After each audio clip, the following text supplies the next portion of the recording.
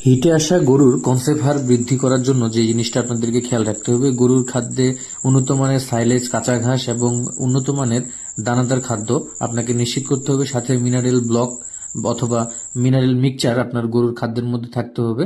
আর গরুর body condition score, যেটাকে BCS বলা হয়, 3 থেকে 4-এর মধ্যে থাকতে হবে। অর্থাৎ গরু অতিরিক্ত মোটা হওয়া যাবে না অথবা রুগ্ন বা শুকনো হওয়া যাবে না।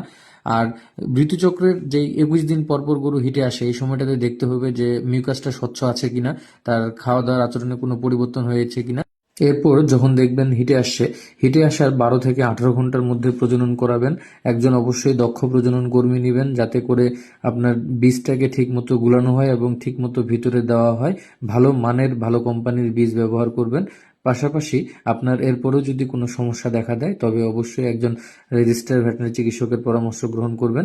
বীজ দেওয়ার পরও যদি আপনি ভিটামিন, মিনারেল সাপ্লিমেন্ট যেগুলো খাইয়ে আপনি গরু হিটে এনেছেন সেগুলো খাওয়ান, তাহলে কনসেপ্ট হার বৃদ্ধি পাবে। ধন্যবাদ।